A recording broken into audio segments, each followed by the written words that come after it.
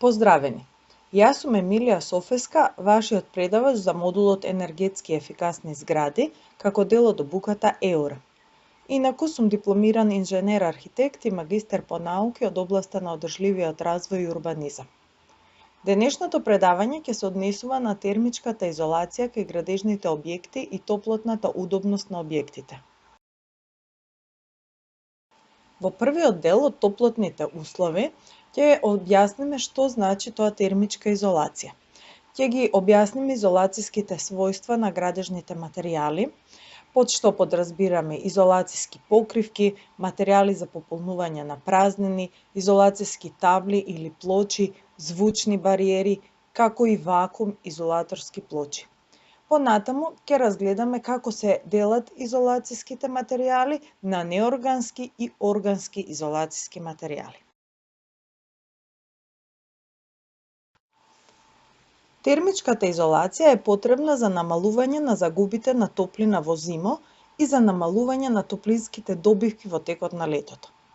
Вообичаено, една зграда ја затоплуваме на тој начин што додаваме дополнителна топлинска енергија, наместо да се обидеме да ја зачуваме таа топлина која излегува од зградата.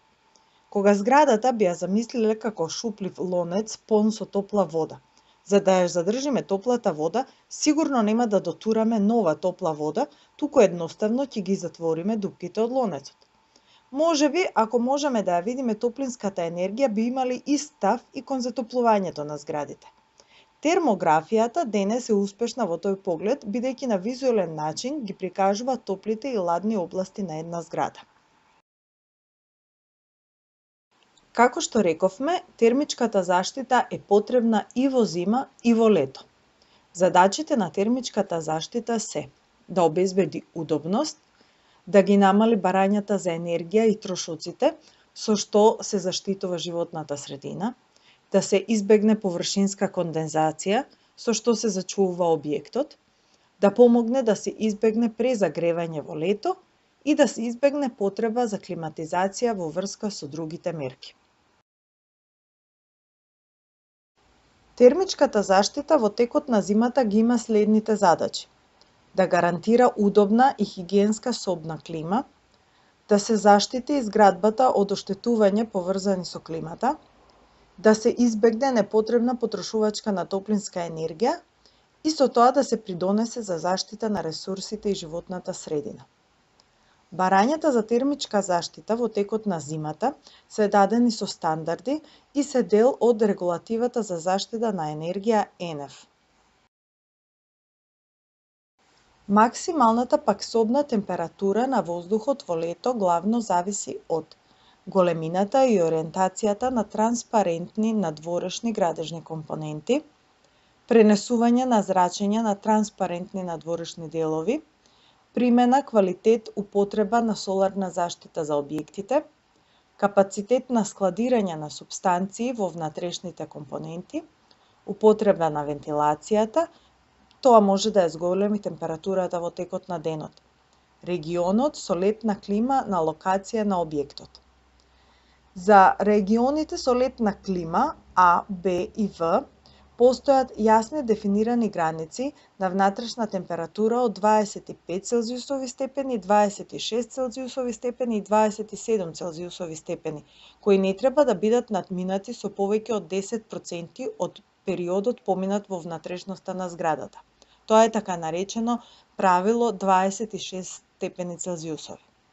Сите овие барања за термичка заштита во текот на летото се исто така одредени со стандард. Изолацијата не само што заштедува пари, туку ја зголемува термичката удобност, придонесува за создавање на одржливи згради, истовремено е релативно ефтина, многу е трајна, функционира и во лето и во зимо, како што видовме, но најлесно е да се инсталира за време на градење на објектот. Колку повеќе се користи изолацијата, толку помалку се користат механичките системи за грејење и за ладење. Термичката изолација треба да биде континуирана, непрекината обвивка околу сите простории во објектот.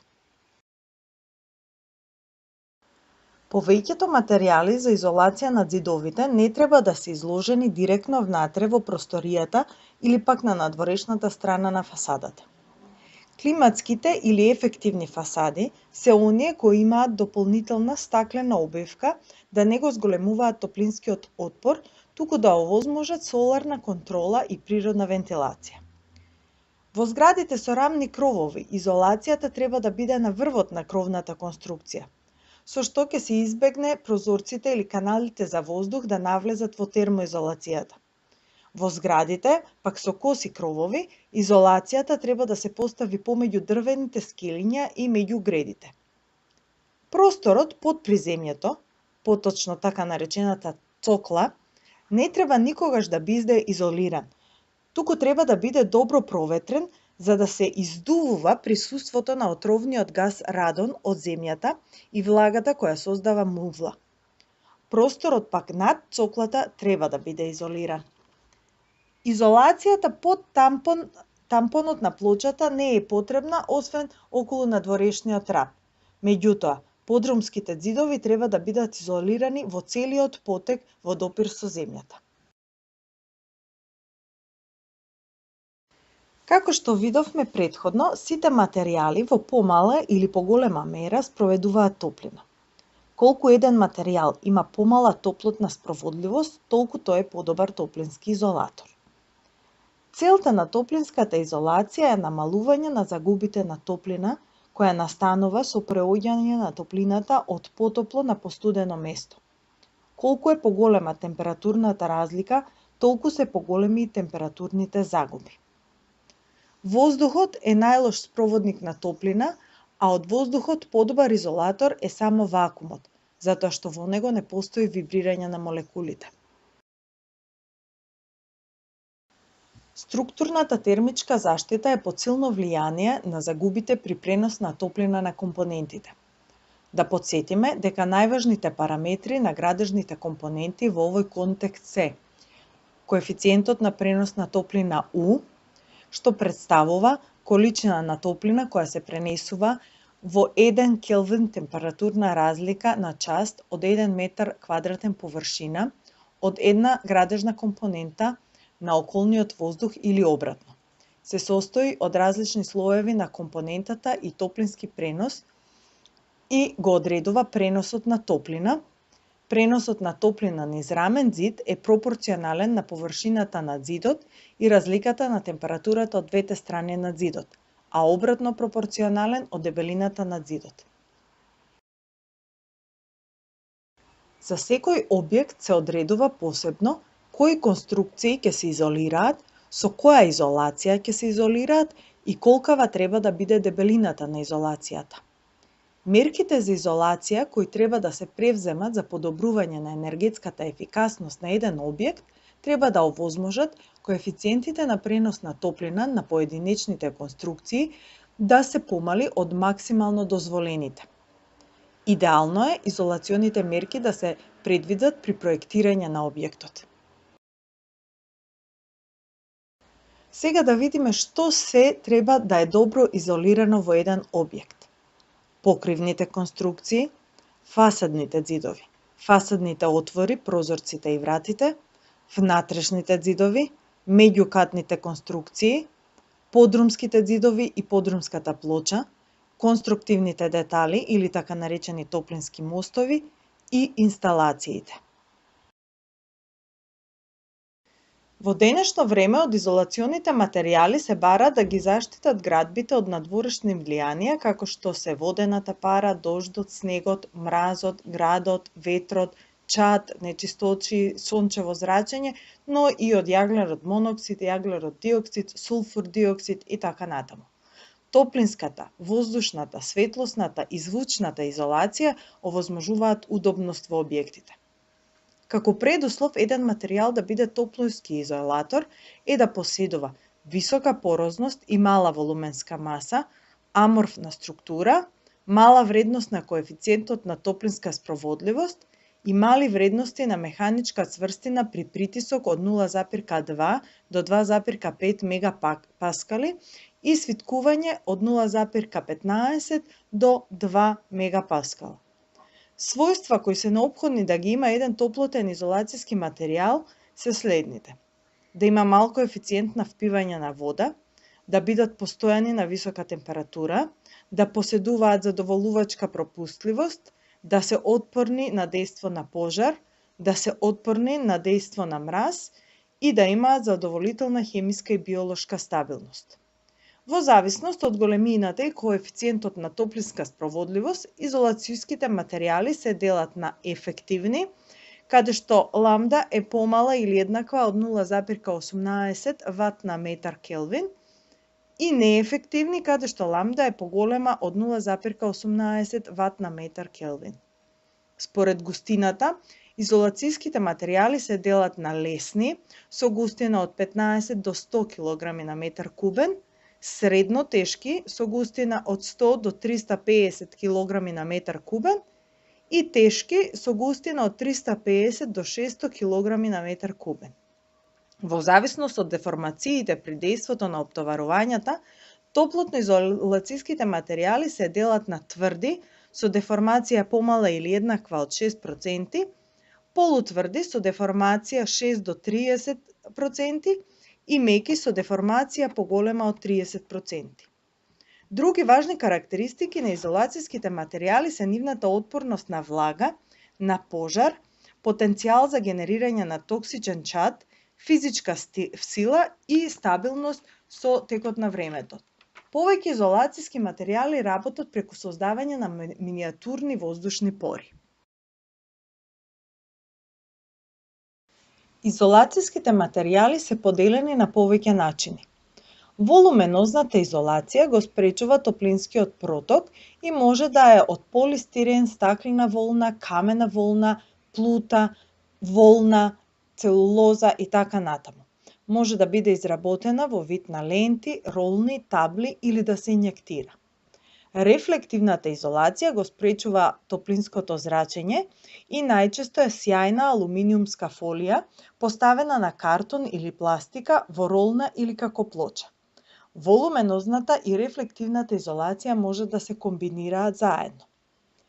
Изолацијските покривки се воглавном направени од фиберглас или од камена волна, а може да се користи и памукот. Направени се за да може да се постават на одреден модул, колку што е ширината на ролната.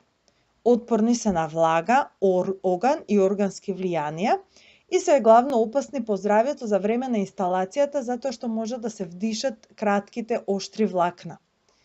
Материјалите за пополнување на празнини, фиберглас, целулоза, како обработена хартија, и минералите кои експандираат, перлит и веркумулит, фибергласот и целулозата се поставуваат по столбовите и на таваните, перлитот пак содржи лесни гранули кои обично се излеваат во ѕидните шуплини.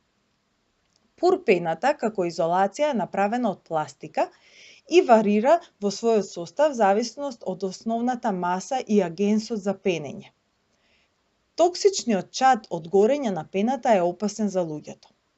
Затоа, овој вид на изолација е опасна при пожари. Повеќето изолацијски табли или плочи се направени од рециклирани или отпадни органски материи или пак од пластична пена. Можат да бидат направени од фиберглас, а плочите од стиропор се многу отпорни на влага и се користат за изолирање на подовите. Екструдираниот полистирен е исто така многу отпорен на влага. Зрачните бариери се составени од високо полирани метални фолии, што е лош емитер и лош абсорбер, но е добар рефлектор на зрачењето.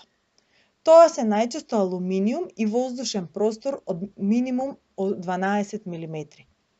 Првата фолија одбива 95% од сончевиот топлински проток, а втората запира уште 4,8%, па се заедно вкупно го блокира зрачењето за 99,8%.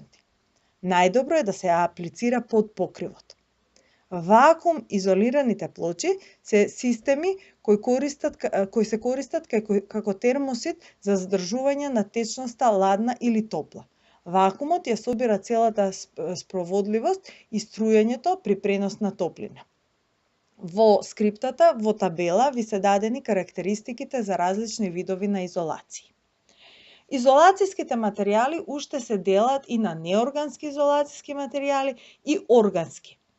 Неорганските изолацијски материјали се минералната или стаклената волна, материјалите од пенасто или гасено стакло, материјалите од пенобетони и песок со експандиран перлит.